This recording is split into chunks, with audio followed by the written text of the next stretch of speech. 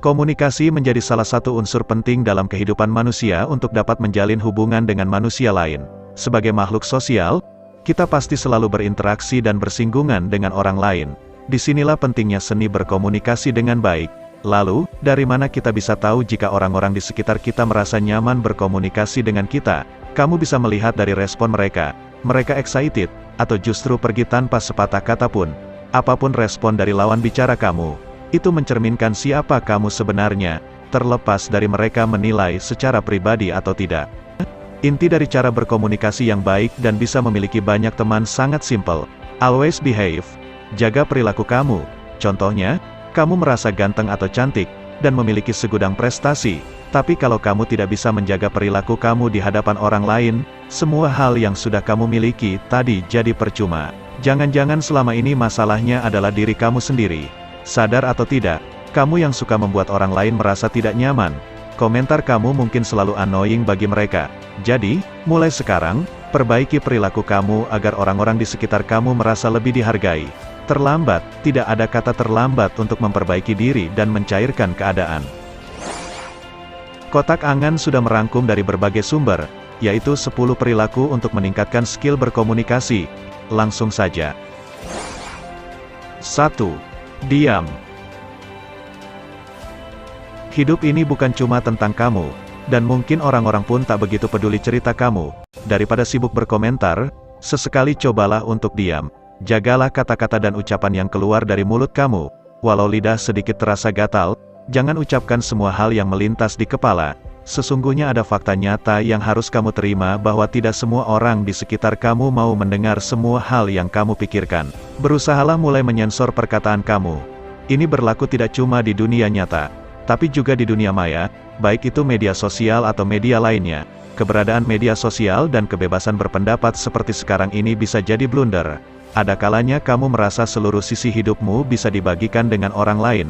Bisa juga menciptakan stigma bahwa segala hal yang terjadi di sekeliling dan masalah kamu perlu dikaitkan.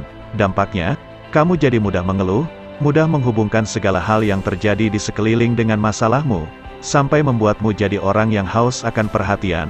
Dengan lebih banyak diam, kamu akan sadar bahwa hidup tidak hanya berputar pada lingkaran masalahmu. Ada hal-hal lain yang jauh lebih penting dari itu. 2. Tidak ada yang sempurna. Sebelum kamu mencari-cari kekurangan dan kesalahan orang lain, lebih baik kamu berkaca untuk dapat melihat diri kamu dulu. Persis seperti kamu, tidak ada di dunia ini orang yang sempurna. Kalau kamu masih suka lupa taruh kunci di mana, masih belum sepintar orang-orang sukses, lebih baik tutup mulut kamu rapat-rapat. Kamu tidak punya hak untuk mengomentari orang lain. 3. Jadilah orang yang apa adanya. Tidak perlu nyindir atau membicarakan di belakang. Kalau kamu memang tidak suka sesuatu, ucapkan dengan sopan dan terus terang. Ini adalah cara yang paling adil. Karena dengan begitu, kamu bisa memberikan kesempatan ke orang yang kamu kritisi untuk mengutarakan permasalahan dari perspektifnya. Intinya, jangan menyindir karena itu bisa membuat orang yang kamu sindir sakit hati. Mereka juga cukup dewasa untuk mendengarkan apa yang sedang kamu rasakan. 4.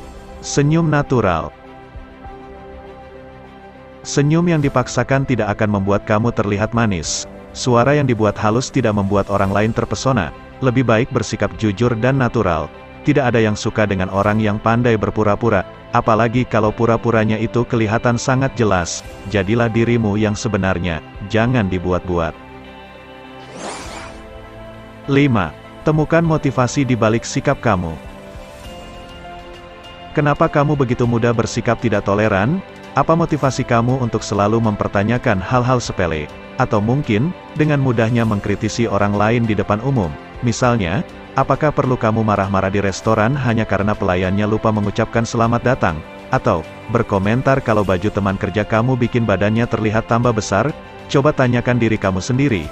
Motivasi apa sebenarnya sehingga kamu berkata seperti itu? Kamu ingin merasa dihormati?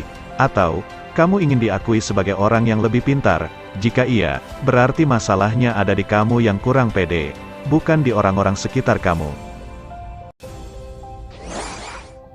6. Minta pendapat. Jika kamu sudah mengakui bahwa kamu kurang bisa dan punya kesulitan besar dalam memelihara sebuah hubungan, itu adalah hal yang bagus. Selanjutnya, kamu harus meminta pendapat, bicara pada orang-orang terdekat kamu, teman atau keluarga. Tanyakan pendapat mereka tentang diri kamu, minta saran dan pendapatnya agar kamu bisa menjadi lebih baik di hadapan mereka. 7. Carilah orang yang bisa jadi panutan. Carilah orang yang kamu kagumi kepribadiannya, lalu jadikan dia panutan buat kamu. Panutan di sini tidak harus orang yang kamu kenal dekat, bisa teman, orang tua atau guru. Pokoknya, orang yang menurut kamu lebih baik dari kamu dalam hal berperilaku. Dan, fokuskan pikiran untuk saatnya kamu merubah attitude. 8. Bahagiakan hatimu. Rasa frustasi, kekecewaan dan ketidakpuasan menyebabkan kamu jadi sedikit kasar dan tidak ramah. Buang jauh hal negatif seperti itu dengan melakukan hal yang membuat kamu bisa tersenyum, senang dan positif. Ketika kamu menjadi positif, hal-hal negatif tadi akan menjauh dengan sendirinya. 9. Tidak cepat puas diri dan rasa malu. Bukan hanya malu ketika kamu berbuat salah, tapi juga malu ketika kamu menerima pujian. Prestasi memang harus dibanggakan, namun jika kamu terlalu dan terkesan pamer, orang yang melihatmu akan kehilangan simpati. Terimalah pujian dengan rendah hati, dan berusaha melakukan yang lebih baik lagi di masa depan. 10. Meminta maaf. Langkah terakhir ini bisa kamu jalankan ketika kamu sudah benar-benar siap. Temui teman dan keluargamu, berbagi dengan orang-orang yang pernah kamu buat tidak nyaman. Akui kalau kamu memang pernah jadi orang yang seperti itu, tapi sekarang sudah tidak lagi. Tunjukkan perubahan dalam diri kamu. Menyadari bahwa kita memiliki sifat yang buruk itu memang sulit, apalagi untuk mau mengubahnya. Tapi langkah-langkah ini sangat bisa dilakukan. Semoga kita bisa menjadi individu yang lebih baik lagi. Oke, segitu dulu. Kotak Angan mohon pamit, saksikan juga video lain dari kami. Terima kasih.